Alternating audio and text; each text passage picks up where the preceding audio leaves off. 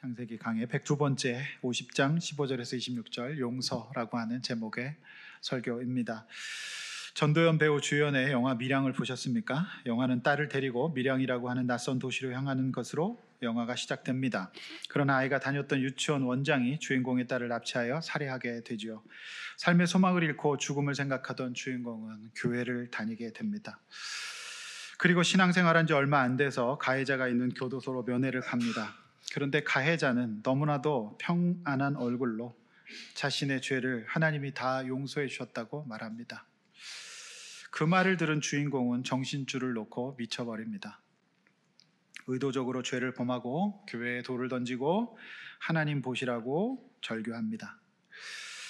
자, 여러분, 도대체 무엇이 잘못된 걸까요? 용서라고 하는 것 자체가 하지 말아야 될 것인가요? 아닙니다. 용서란 우리의 구원에 있어서 없어서는 안 될 소중한 가치입니다.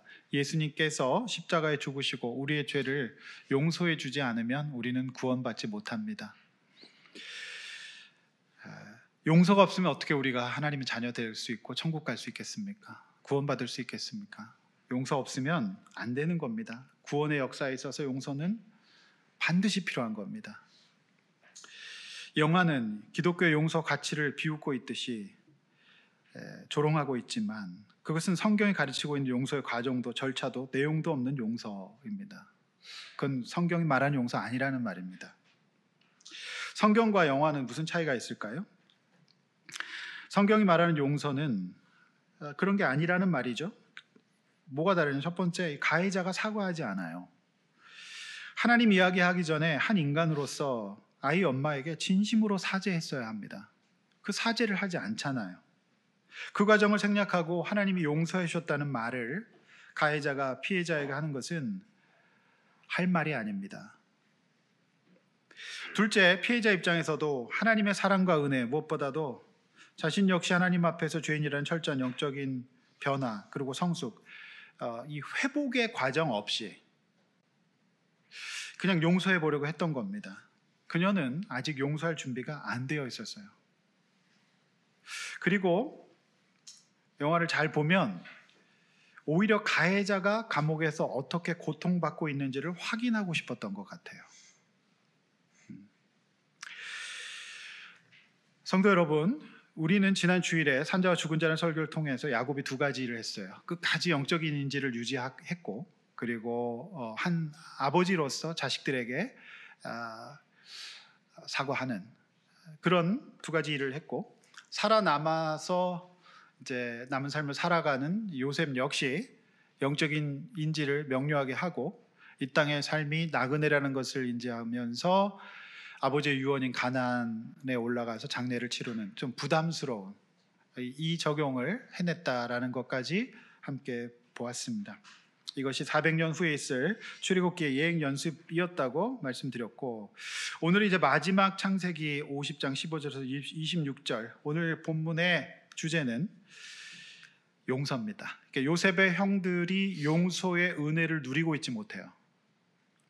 그리고 110세가 된 요셉의 죽음이 이제 오늘 두 가지 주제가 되겠는데, 오늘 전반부 이 용서에 관한 주제를 자세하게 살펴보고 죽음에 대한 주제는 지난주에 또 살펴봤기 때문에 간단히 넘어가는 그런 메시지를 준비했습니다. 오늘로써 2년 동안 한 절도 빠지지 않고 함께했던 창세기 강해 설교가 102회로 마감이 됩니다. 저는 개인적으로 굉장히 은혜롭고 감사한 과정이었어요. 말씀 때문에 저도 제 마음과 생각을 지키고 버틸 수 있었던 것 같습니다. 창세기 강의를 마치는 오늘 이 시점에서 제 마음속에 가장 남아있는 큰 메시지는 여러분은 뭔지 모르겠지만 저는 이겁니다. 인간 모두가 연약하고 죄인이고 어렵게 역기능적인 환경에 살아갈 수 있지만 그보다 더 큰 하나님의 은혜와 사랑이 우리를 회복시키신다는 거예요. 그래서 저는 위로가 참 많이 되었습니다. 우리가 다 르우벤, 시몬, 레위 같은 사람이고 유다 같은 사람이에요. 또 요셉처럼 철없는 사람이었습니다. 사랑이 결핍될 수도 있고 사랑이 넘칠 수도 있습니다. 그런데 이런 모든 과정을 우리 하나님께서 포기하지 않고요, 끝까지 함께 가시고 사랑하셔서 악을 선으로 바꿔 가신다는 그 은혜입니다. 거기에는 이제 대속이 늘 발생해요. 누군가 값을 치러냅니다. 그래서 덤으로 회복되는 은혜가 또 있는 거죠. 복음을 가르치고 있었던 겁니다.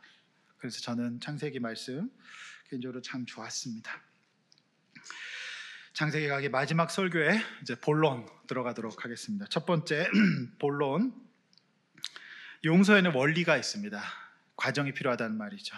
15절에서 21절까지입니다. 성경 보십시오. 15절, 요셉의 형제들이 그들의 아버지가 죽었음을 보고 말하되 요셉이 혹시 우리를 미워하여 우리가 그에게 행한 모든 악을 다 갚지는 아니할까 하고, 가나안 땅에서도 피할 수 없었던 기근 때문에 애굽의 양식을 구하러 갔던 형제들, 그곳에는 떡하니 그들이 팔아버린 동생 요셉이 애굽의 총리로 있는 게 아니겠습니까? 이 모든 과정이 하나님의 인도하심과 섭리였습니다. 온갖 과정을 거쳐서 형들과 요셉이 함께 울게 되고 아버지를 비롯한 온 가족이 애굽 고센 땅에 내려와 살다가 지난주 본문에서 아버지가 돌아가시죠. 그 시간이 한 17년 정도 됩니다. 이 고센에서 산 지가 결코 짧은 시간이 아닙니다. 문제는 요셉의 형들이었습니다. 잔혹한 가해자였던 형들은 아버지 야곱이 죽자 애굽의 실권자 총리 요셉이 이제는 아버지가 안 계시니까 우리를 미워하여 그에게 행한 모든 악을 다 복수할 것 같은 거대한 두려움에 휩싸이게 됩니다. 자, 아버지가 안 계시니까 요셉이 이제 우리를 처단하겠구나. 자, 이 굉장히 많은 의미를 담고 있는 말씀입니다. 15절 한 절, 굉장히 중요한 많은 의미가 있는 말씀인데요. 그 세월이 이제 17년이에요. 자, 이 말씀을 통해서 우리는 요셉의 형들이 자신들이 행한 범죄에 대해서 아버지에게 구체적으로 말하지 않았다는 그 합리적인 의심을 할 수 있습니다. 가해자는 그들이었지만 그들의 표현대로 자신들이 행한 모든 악에 대해서 깊은 반성과 회개를 하지 않았으므로 말미암아서 그들의 삶이 피폐해졌고 부자연스러워졌고 이제 지옥 17년을 살았다는 것을 우리는 알 수 있게 돼요. 그러나 어이없게도 요셉은 이미 다 용서했어요. 하나도 남기지 않고 다 용서한 상황이었습니다. 우리는 깊은 생각을 묵상을 해봐야 됩니다. 물론 요셉도 처음부터 우리가 확인한 바와 같이 그 가해자 형들을 용서하지는 않았어요. 여러 가지 시험을 했습니다. 뭐 은잔 시험도 하고 또 볼모로 베냐민을 잡기도 하고 이러면서 이제 형들이 자신들의 죄의 실체적인 진실에 접근할 수 있도록 시험했잖아요. 기억하시죠? 나이브하게 그냥 한 방에 팍 푼 거 아니라는 말입니다. 결정적으로 요셉이 형들을 용서하게 된 것이 대표성이 있어요. 뭐냐면 유다 형이 지난날의 범죄에 대해서 인정하고 내가 볼모로 잡히겠다, 내가 책임지겠다 하면서 형들이 자신을 구덩이에 던지고 애굽에 판 범죄에 대해서 접근했잖아요. 자, 그 일 때문에 요셉이 이제 용서를 시작합니다. 내가 요셉이라고 하면서 울었던 겁니다. 그런데 여러분 잘 생각해 보십시오. 유다는 본인의 죄와 연약함을 인정하고 악을 인정하고 대속했어요. 자기 목숨을 내놨어요. 근데 형들은 그냥 소극적이에요. 그러니까 마치 유다에게 그냥 숟가락 하나 얹는 느낌이었어요. 그런 느낌이었죠. 그러니까 유다를 제외한 다른 형제들의 경우 자신들의 실체적인 죄에 유다처럼 직면하고 철저히 용서를 구하는 시간을 가지지 못한 채 무려 17년이라고 하는 세월을 보냈던 것으로 보여집니다.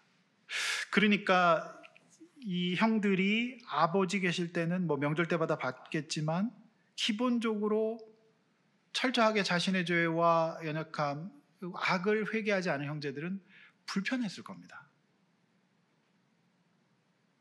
근데 아버지가 이제 돌아가시니까 큰일 난 거죠, 이제. 이런 상황입니다. 좀 깊은 사연이죠. 자, 성도 여러분, 우리는 용서에 대해서 일단 이런 중간 결론을 얻을 수 있어요. 잘 들으십시오. 용서란 먼저 자신의 잘못과 죄를 인정하고 회개하는 자에게 온전히 작동되는 은혜라는 거예요. 용서를 받아도 형들은 지금 이 작업이 안 돼 있어서 아버지가 죽자 여전히 용서받지 못한 자리에 서서 지옥을 살아요. 용서는 정말 죄를 회개하고 인정한 사람이 받을 수 있어요. 어떻게 보면 상대는 용서할지라도. 또 하나는 그 요셉의 경우에 있어서 형제들 모두가, 자, 유다 외의 형제들은 지금 이런 상태입니다. 그런데 요셉의 경우에는 최소한의 형식을 갖췄고 대표성을 가지고 유다 형이 나섰을 때 일단 요셉은 먼저 용서하는 것을 했어요. 물론 모든 형제들이 낱낱이 회개하고 대속하면 좋겠지만 요셉이 용서라고 하는 열쇠를 먼저 사용하지 않았다고 한다면은 오늘 이 본문에 나와 있는 그 요셉의 형들보다 훨씬 더 심각한 지옥을 살았을 겁니다. 피해자가 더 큰 고통을 받게 돼 있거든요. 근데 이걸 용서로 먼저 풀어버린 거예요. 그러니까 그래서 회복된 삶을 살았죠. 네, 그래서 용서는 먼저 하는 거라는 생각을 또 가질 수가 있습니다. 자, 그런데 이렇게 간단하게 생각할 문제는 아닙니다. 자, 들어보십시오. 형들이 악함과 죄가 그들의 영혼에 가져다 준 것이 무엇입니까? 자, 15절에서 아버지가 죽었음을 보고 무슨 말입니까? 이거는 회개하지 못하고 죄 가운데 있는 인간은 상황에 따라 요동한다는 겁니다. 아버지가 계실 땐 괜찮고 아버지가 안 계실 때는 안 괜찮은 겁니다. 상황에 따라, 형편에 따라 유지되는 그 상관없는 평화는 없어요. 그냥 오르락 내리락 하는 계속 온탕냉탕 인생을 살게 되는 겁니다. 환경의 영향을 받는, 중심이 안 잡힌다는 거죠. 그 다음 두 번째 동그라미 칩시오. 혹시의 인생을 살게 됩니다. 여러분, 이 혹시가 뭡니까? 일어나지 않을 일에 대해서 미리 염려하는 비합리적인 생각을 말해요. 혹시. 여러분, 이게 얼마나 엉뚱한, 이미 요셉은 다 용서했거든요. 근데 혹시 비합리적인 거죠. 그런데 그 혹시의 방향이 이미 결정되어 있습니다. 그 혹시의 방향은 부정적인 겁니다. 긍정성은 하나도 없고 미워하지는 않을까, 그리고 보복당하지 않을까, 매우 부정적이죠. 좋게 생각할 힘이 없어요. 무엇 때문입니까? 뭐 때문입니까? 죄 때문이죠. 그런데 이 죄를 좀 확장해 생각해 보면 요셉의 형들은 요셉에게 물리적인 죄를 범했죠. 자, 그거 죄입니다. 죄 때문에 지금 이렇게 되는 겁니다. 그런데 그런 죄는 안 지었을지라도 하나님의 사랑으로부터 결핍되어 있는 인간을 성경은 로마서는 죄인이라고 얘기하거든요. 아무리 겉은 화려하고 멀쩡해 보이고 훌륭해 보여도 하나님 없는 사람은 기본적으로 이 습성을 가지게 될 겁니다. 인간이 얼마나 죄인인지 우리는 살면 살수록 알게 되지 않습니까? 성도 여러분, 그러므로 이 한 절의 말씀은 매우 많은 메시지가 있는 말인데요, 인간이 얼마나 악하고 죄인인가를 보여주는 인간의 총체적인 모습, 죄 가운데 있는 죄 문제가 해결되지 않는 사람의 모습을 단적으로 보여주고 있는 예입니다. 여러분, 영어로 개미를 ant라고 합니다. ant죠. 개미, ant. 그래서 그 학자들은 건강한 삶을 살기 위해서는 개미를 잡아야 된다고 조언하는데, 개미는 약자입니다. 무슨 약자냐면 A가 automatic, N은 negative, T는 thought입니다. automatic, negative, thought예요. 부정적, 자동적 부정사고를 얘기해요. 그냥 완전히 자동입니다. 자동. 혹시, 그리고 부정적 피해의식, 이게 이제 자동적으로 되는 거잖아요. 그러니까 오늘 요셉의 형들의 머릿속에는 개미가 지금 창궐하고 있는 것으로 볼 수가 있어요. 왜 그럴까요? 아니거든요. 이미 다 용서했거든요. 근데 아버지가 돌아가시자 개미가 창궐합니다. 오토매틱 네거티브 토트예요. 여러분이 여기서요, 네거티브가 중요하거든요. 오토매틱 토트는 괜찮아요. 자동적 사고는. 그런데 이 네거티브 대신 P를 넣으셔야 됩니다. P가 뭐야? 포지티브. 근데 웃기는 거는요, 여기다 N을 빼고 P를 넣으면 뭐가 되죠? 아파트가 돼요. 아파트가 돼요. 나 그 노래가 또 새롭게 들리더라고요. 여러분 다 아파트 사시죠? 개미로 살지 말고 아파트.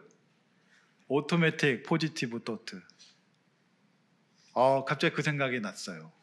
아파트예요, 아파트. 여기서 아파트 들어가실 때마다 그 생각 하십시오.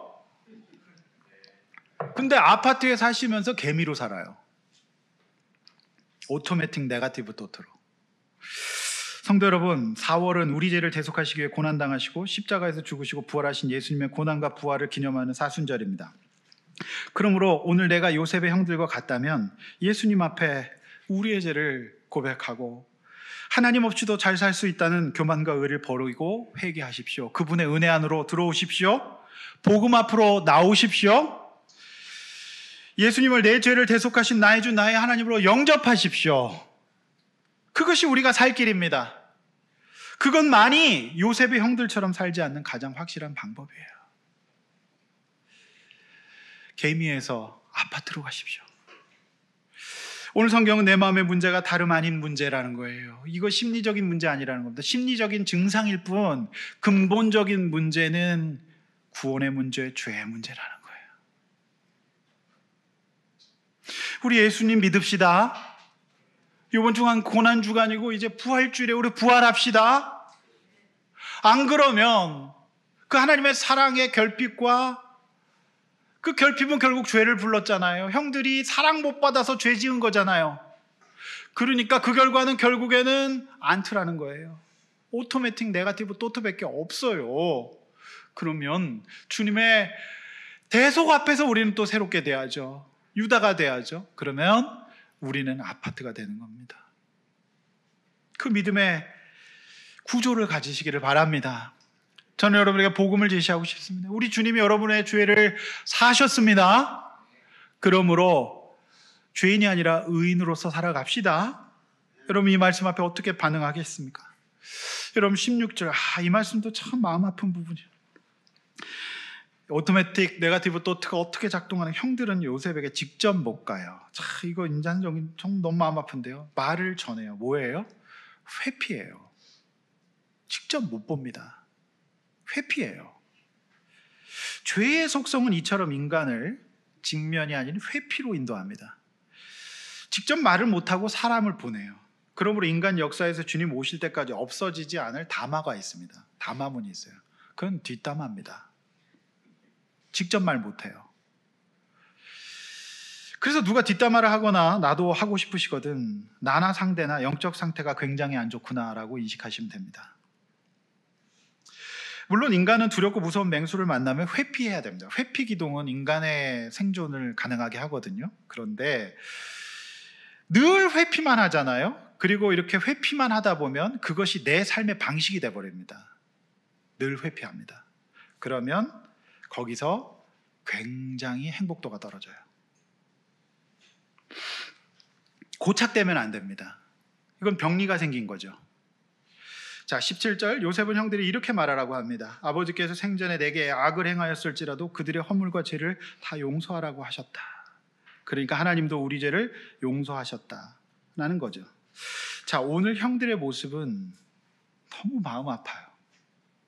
마치 인간의 병리적인 모습을 그대로 드러내고 있는 이상심리 교과서 같아요. 여기에다 이제 형들은 회피하면서 뭘 더해요? 거짓의 MSG를 치기 시작합니다. 대부분의 학자들은, 구약학자들은 오늘 형들이 사람을 보내서 한 이 말을 허구라고 봅니다.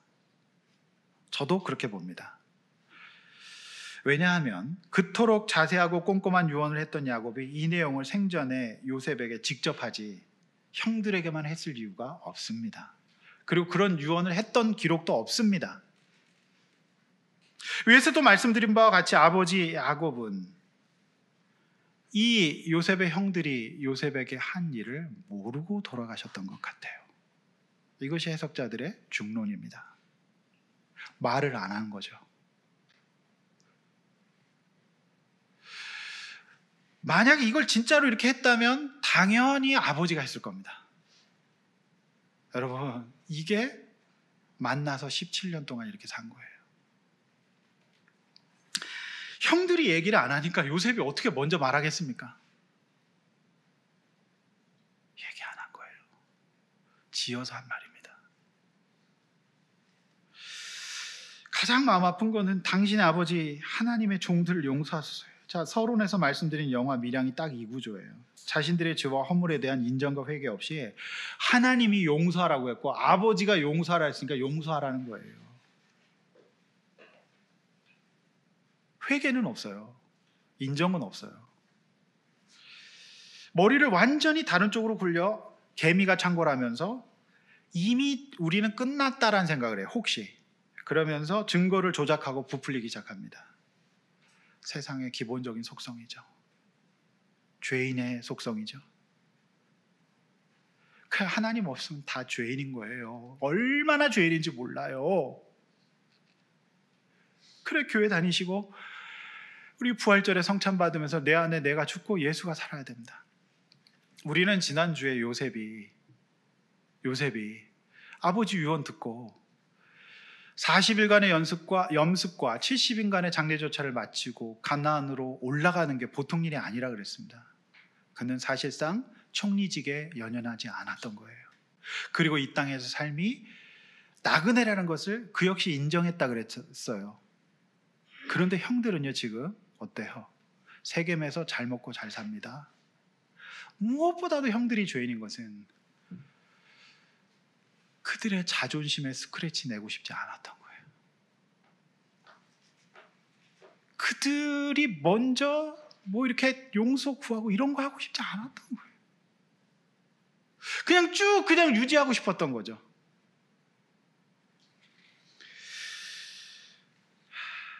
그들 속에 있는 현실을 하나도 포기하고 싶지 않았어요. 비난받기 싫었고 무시당하기 싫었어요. 그러니 그들의 지금 이 삶의 모양을 보십시오.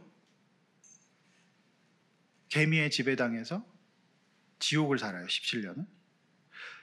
그러니까 지금 이들의 삶은요 여행자가 아니라 완벽한 노숙자인 겁니다.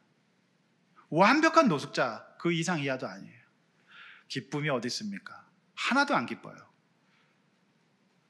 그리고 불안했고 불편했어요. 여러분, 이에 대한 요셉의 반응은 뭡니까?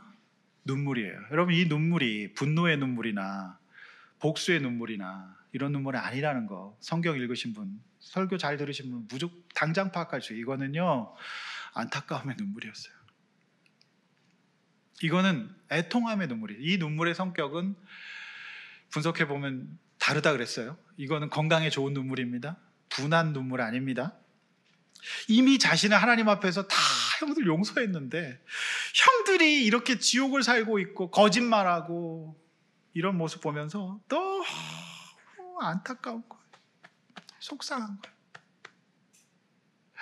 아버지 돌아가셨는데 이제 우리가 살아야 되는데 형 이렇게 살지 말자 하는 거 아니겠습니까? 죄가 이렇게 사람을 괴롭혀요. 우리도 이런 눈물을 흘려야 합니다. 그런데 나는 18절이 더 마음 아파요. 눈물 날 지경이에요. 형들은 난리가 났습니다. 간접적으로 회피해서 전했던, 거짓말로 전했던 말을 이제 전하고 온 종이 이렇게 얘기합니다. 요셉이 웁디다. 난리가 났어요. 울어! 우린 다 죽었다. 울어! 주여. 이게 분해서 우는 거라고 생각하죠. 난리가 납니다. 지금 불안이 더 증폭됩니다. 여기 이제 개미가 이제 왕개미, 여왕개미가 나오는 거예요. 그래서 울었다 이제 끝났다.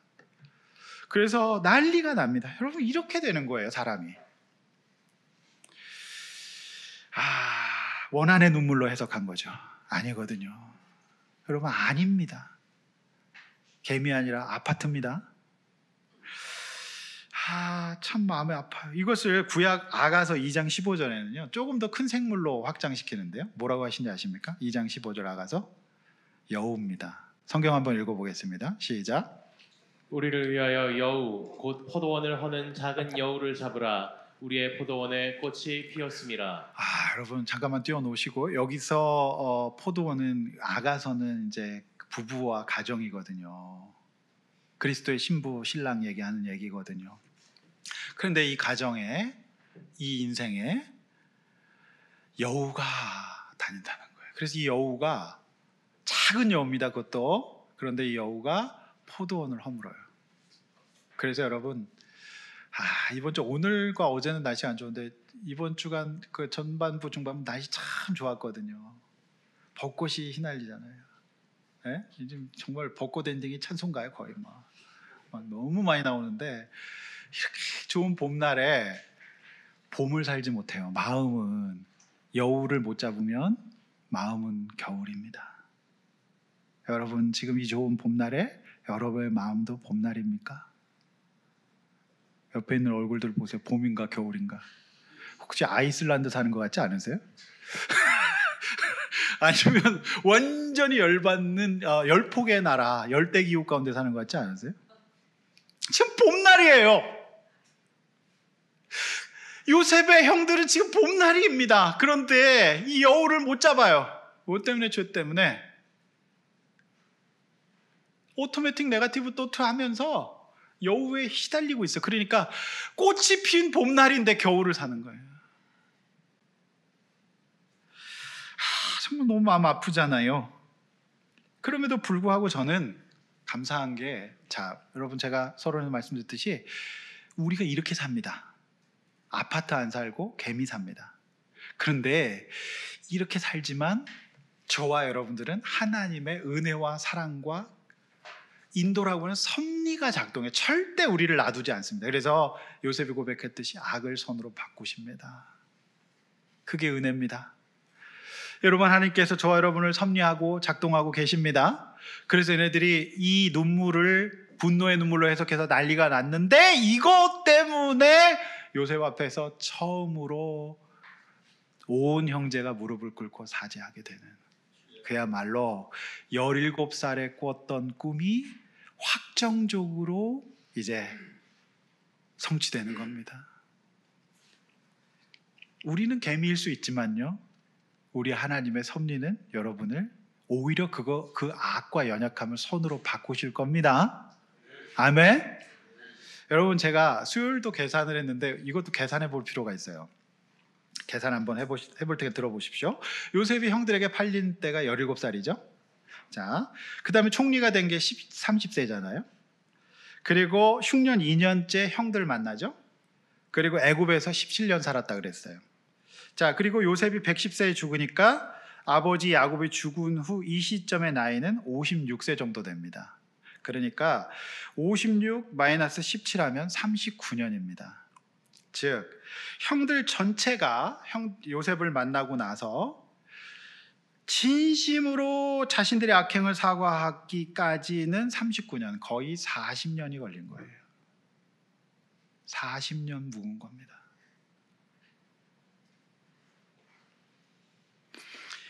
이 형들의 삶의 모습이 우리의 삶과 같지 않나요? 40년 묵은 거예요. 18절 자신의 죄 문제를 처리하지 않은 형들에게 보이는 또 하나의 이 죄의 증상은 비굴이에요. 비굴. 동생 요셉에게 뭐라고 해요? 우리는 당신의 종이라고 말해요. 아무리 동생이 총리라도 왜 종입니까? 동생이죠. 비굴해요.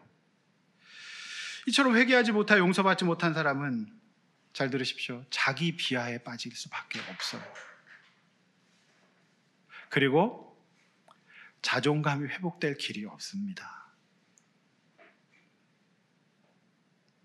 저는 이게 무슨 심리적인 문제, 그거는 열매일 뿐이죠. 결과는 하나님 앞에 있느냐 없느냐, 주님의 은혜 가운데 복음 앞에서 대속받고 은혜 가운데 살아가느냐 안 하느냐가 핵심이에요. 너무 비굴하잖아요. 자존감이 어디 있어요? 그래, 우리 예수 잘 믿어야 합니다. 우리 부활절을 감동적으로 보냅시다. 그게 신앙이에요. 아니면 이렇게 살 수밖에 없어요. 비굴해요. 동생이 왜 동생 앞에서 종이라고 얘기합니까? 아니잖아요. 동생이잖아요. 19절 하나님 사람 요셉이 어떻게 말해요? 형들은 지금 두려워하고 있다는 것을 알아, 형들이. 그러면서 놀라운 고백을 해요. 자, 보십시오.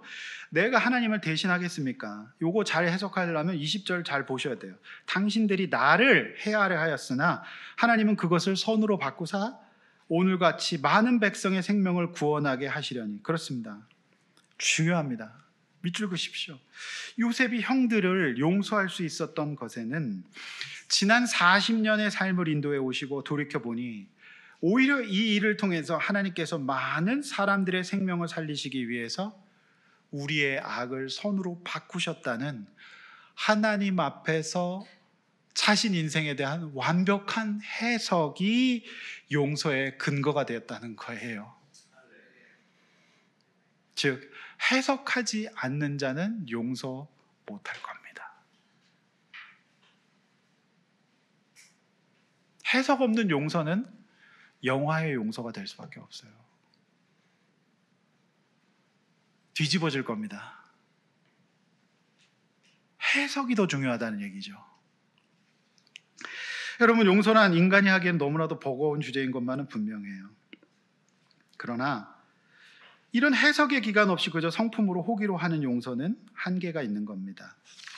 진정한 용서란 하나님 앞에서 해석된 사람이 하는 행위예요.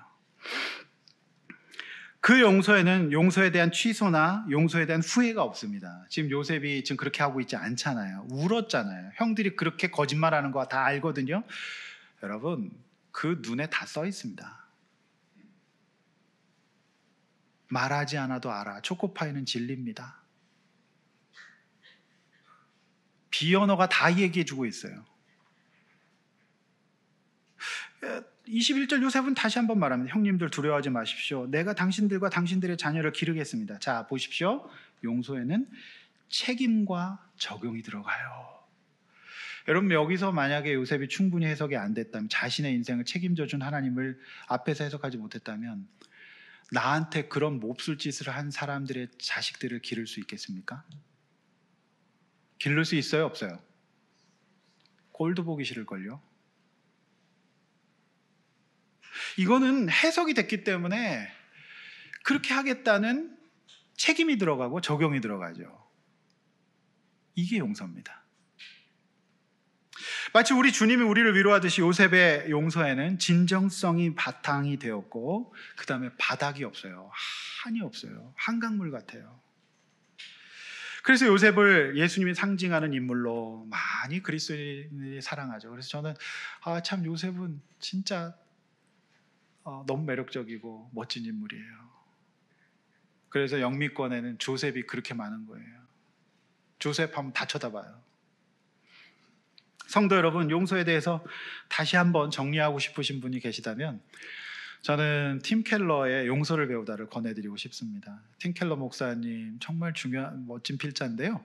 용서에 대해서 깊고 다각적인 묵상들이 있는 책입니다. 그래서 지금 용서 문제 또 용서 받는 문제에 대해 고민하시는 분들은 이 팀 켈러의 용서를 배우다를 꼭 한번 읽어보시기를 바랍니다. 좀 적어주시면 안 될까요? 팀 켈러의 용서를 배우다. 여러분 유튜브 봐봐요. 백날 봐봐 소용없어요. 좋은 책을 읽으십시오. 팀 켈러 목사님은 이렇게 말합니다. 용서에 있어서도 자신이 용서받을 죄인이라는 것을 인지하고, 이게 중요한데, 상처보다 더 큰 풍성한 영적인 자원, 하나님의 은혜와 사랑이 공급돼야 용서할 수 있다, 이렇게 말해요. 요셉이 그렇게 했던 거예요. 오늘 하나님의 말씀인 21절까지 첫 번째 분단이 주는 용서를 여러분 어떻게 보셨습니까? 저는 이 본문을 통해서 용서란 철저한 회개와 인정, 반성이 있는 사람에게 작동된다는 것을 봤어요. 용서를 받아도요, 내가 그 문제에 대해서 회개하고 인정하고 정말 이렇게 하지 않으면 용서를 받아도 작동이 안 돼요. 어떻게 생각하십니까? 참 아이러니죠. 용서를 받아도 용서의 은혜가 작동이 안 돼요. 개미에 시달립니다. 거짓말하게 되고요, 꾸미게 되고 회피하게 돼 있어요. 그 회개는 너무너무 중요한 거예요. 회개합시다. 우리가 죄인이라는 것을 인정합시다. 그것이 우리의 회복의 길이에요. 두 번째, 저는 용서하는 사람입니다. 용서란 인생을 송두리째 바꿔놓을 만한 심각한 요셉의 케이스 같은 경우는 상처와 고통보다 더 큰 하나님의 은혜 아래서 회복의 기간을 가지심이 맞습니다. 무엇보다도 그 피해 상처가 이끄는 대로 살지 마시고 하나님의 은혜 안에서 회복의 시간을 가지십시오. 하나님 말씀과 은혜 앞에서 자신의 인생이 해석되었다면 이제 담대하게 용서를 선포하십시오. 어떤 상황에서도 철회하거나 후회하지 마십시오.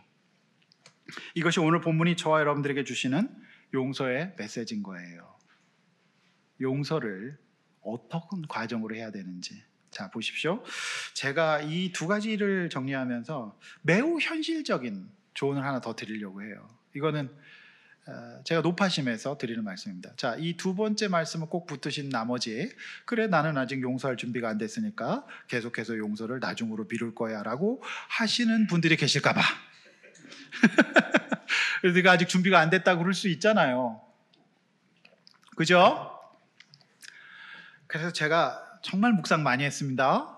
한 가지 더 팁을 드린다면, 저는 이래요. 오랫동안 제가 사역했는데 한 31년 동안 했더라고요. 보니까 지금까지. 제가 21살에 전도사를 시작했으니까, 제가 지금 52 정도 됐으니까 그 정도 됐죠. 근데 정말 많은 케이스들을 봤습니다. 목회하면서 상담하면서. 그런데 물론 이 중에는 이 요셉 케이스처럼 가족에게 폭행당하는 경우, 그리고 인신매매 당하는, 폭행당한 경우 있으면 인신매매는 저는 못 봤어요. 그리고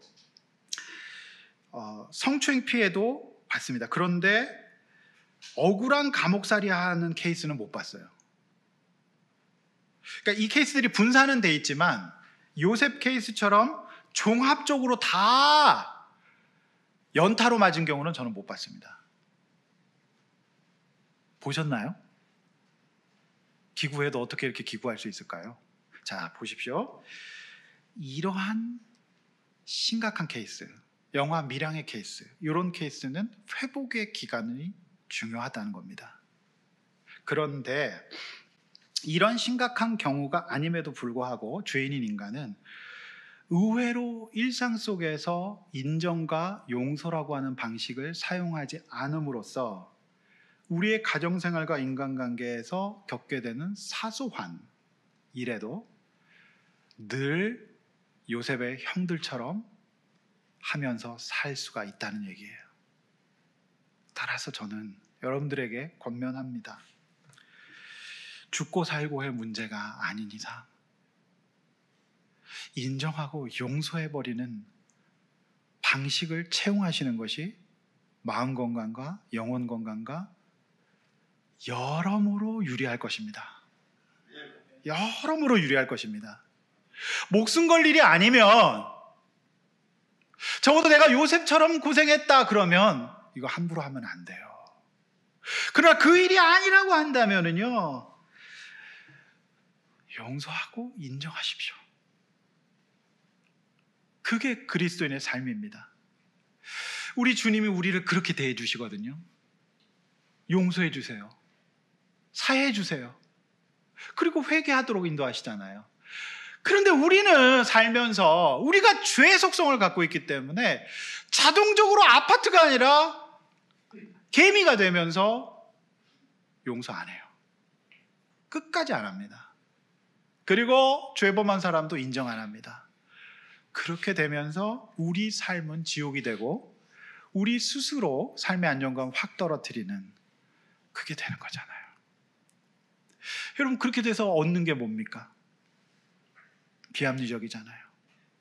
담화의 세계에 빠지잖아요. 그리고 무엇보다도 그러면 은혜가 안 됩니다. 우리 영혼을 망칩니다. 성도 여러분, 우리 마음속에 있는 개미를 잡읍시다. 아파트로 갑시다. 그럴 수 있지. 따라서 해봅시다. 그럴 수 있지. 잘못했습니다. 이렇게 인정과 용서의 방식으로 우리 살아가면 안 될까요? 그것이 우리가 해야 될 그리스도인의 삶입니다. 용서받은 우리는 우리 예수님을 쫓아서 용서 전문가로 사는 것이 맞습니다. 용서합시다. 제가 이 말씀을 드리길 잘했다 싶어요. 왜냐하면 용서의 과정 생각하신 나머지 나는 준비가 안 됐다고 하실 가능성이 그럴까 봐 그래요. 근데 요셉의 케이스, 밀양의 케이스 아니면 용서합시다. 그게 편합니다. 요셉은 심지어 자기가 먼저 해버렸어요. 해석하고. 그렇죠? 용서 못 받는 사람 되지 말고 용서 안 하는 사람 되지 맙시다. 그것이 오늘 저와 여러분들에게 주시는 메시지예요. 성도 여러분, 꽃이 피는 봄날에 우리의 마음은 왜 어려울까요? 그게 사단이 기뻐하니까 그렇죠. 사단이 작동하니까 그런 겁니다. 좋을 거 하나도 없다는 말입니다. 그러므로 그렇게 하려면 어떻게 될까요? 저 어제 이제 매일 성경 누가복음 21장 34절 36절 읽으면서 용서하려면 이렇게 해야 된다는 것을 깨달았어요. 한번 앞에 보시면서 읽어보죠. 어제 본문입니다. 시작. 너희는 스스로 조심하라. 그렇지 않으면 방탕함과 술 취함과 생활의 염려로 마음이 둔하여지고 뜻밖의 그날이 덕과 같이 너희에게 임하리라. 이러므로 너희는 장차 올 이 모든 일을 능히 피하고 인자 앞에 서도록 항상 기도하며 깨어 있으라 하시니라. 여러분 보십시오. 그래서 어제 본문이 참 바로 예수님 말씀이거든요. 스스로 조심해라.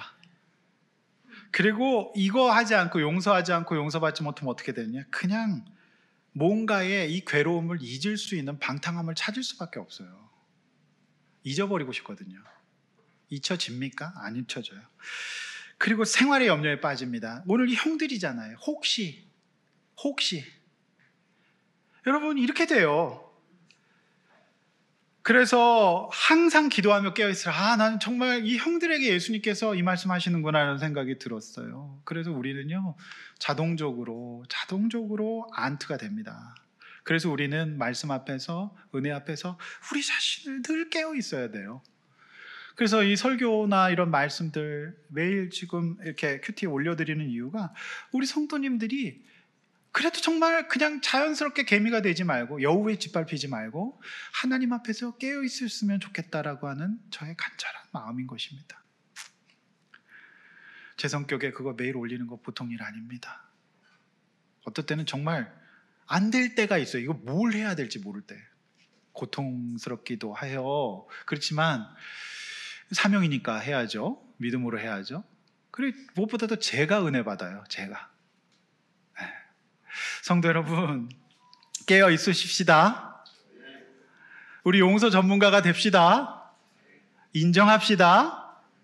죄 문제 해결. 이것이 바로 이제 다음 주에 맞이할 이 문제를 해결하기 위해 예수께서 고난 받으시고 부활하신 겁니다. 할렐루야.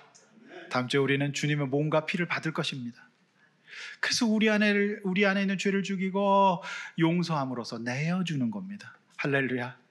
우리 옆에 있는 분들에게 용서합니다. 인사합시다. 잘못했습니다. 또 하셔야죠. 잘못했습니다. 여러분, 제가 정말 저부터 용서하십시오. 여러분, 제가 잘못했습니다. 저 깨어 있겠습니다. 저 깨어 있겠다고요. 노력할게요. 마지막 22절, 26절 마지막 간단하게 넘어갑니다. 용서의 책임이라는 거죠. 자, 창세기 마지막 50장 22절, 26절에는 죽음의 유언으로 마무리됩니다. 요셉의 죽음과. 자, 22, 23절에서 요셉은 용서한 사람의 적용으로서 아버지가 없는 세상에서 아버지의 가족들을 책임집니다. 용서는 말로만 하는 게 아닌 겁니다. 살아야 합니다. 그리고 24, 25절에서 요셉이 죽음을 앞두고 그의 아버지 야곱과 같은 유언을 합니다. 내가 죽거든 반드시 나를 아브라함과 이삭과 야곱에게 맹세하신 그 땅 가나안에 데려가 달라. 그리고 26절에서 몇 살에 돌아가시죠? 110세. 나는 다른 족장들에 비해서 요셉이 단명했거든요. 마음이 아프더라고요. 얼마나 마음고생했으면. 사실 우리 인생의 스트레스는 우리 건강에 가장 큰 적이긴 해요. 스트레스는 우리 전두엽을 멈춰요. 그리고 우리 몸을 파괴시킵니다. 그러니까 요셉이 얼마나 극기하면서 살았을까요? 그 요셉이 110세에 살아요. 근데 저는 참 안타까웠어요. 그러면서도 죄 실컷 범한 아버지는 훨씬 더 오래 사시는데 이게 참 이 아버지는 더 오래 살아요. 147세인가요? 그렇죠? 요셉은 대속한 거예요.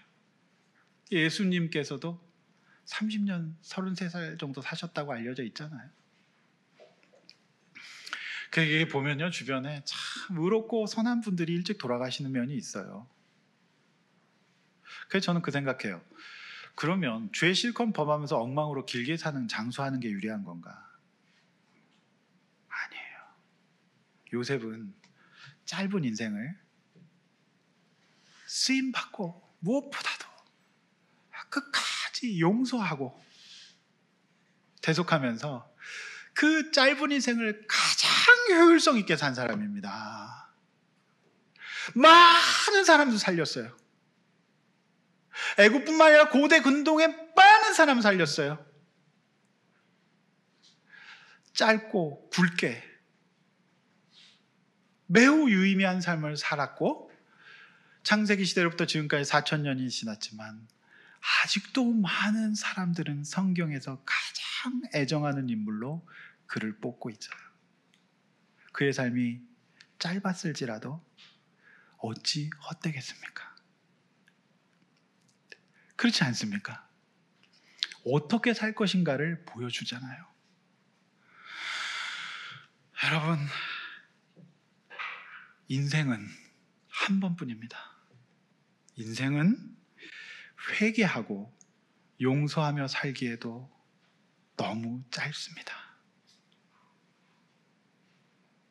적어주시면 안 될까요? 아무도 안 적으시면 이게 제가 지은 거예요. 인생은 용서하며 회개하며 살기에도 너무 짧아요. 용서하고 회개하며 삽시다. 말씀 마칩니다. 용서하고 회개하는 방식으로 우리 인생을 아름답고 복된 인생으로 만들어 갑시다. 한 번뿐인 인생, 죄와 사망의 권세 아래서 예수 믿었는데도 안트에 지배되지 맙시다. 아파트로 삽시다. 요셉처럼 귀한 쓰임 받다가 천국 가는 저와 여러분들이 되시기를 주님의 이름으로 축원합니다. 그동안 2년 동안 저의 부족한 창세기 강해를 들어주신 성도님들께 진심으로 감사드립니다.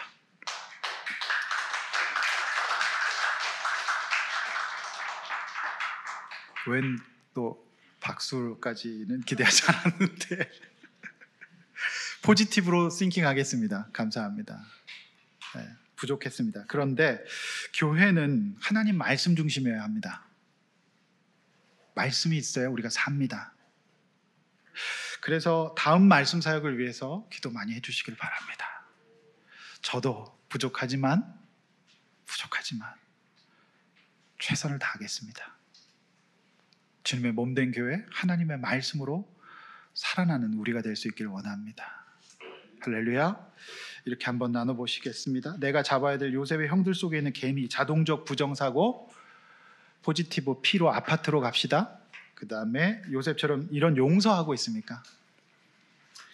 용서한 뒤에 주어진 삶의 현실을 책임 있는 자세로 살아갑시다. 철회하지 맙시다. 후회하지 맙시다. 한 번뿐인 인생 우리 어떻게 살아야 될지 살고, 성도 여러분, 우리 다 죄인인 공동체라 우리 다 연약하거든요. 우리 다 용서합시다. 목숨 걸 일 아니면. 누가 나를 인신매매로 팔아버렸다면 그거는 좀 다시 생각해 보세요. 그거 아닌 이상 우리 인정하고 회개함으로 복된 봄날, 화창한 봄날 맞이합시다.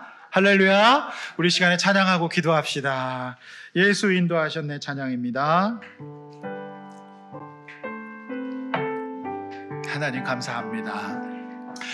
내 인생 여정 끝내요. 강 건너 언덕 이를 때 하늘 문 향해 말하리. 악을 손으로 바꾸신 하나님 찬양합니다. 예수 인도하셨네.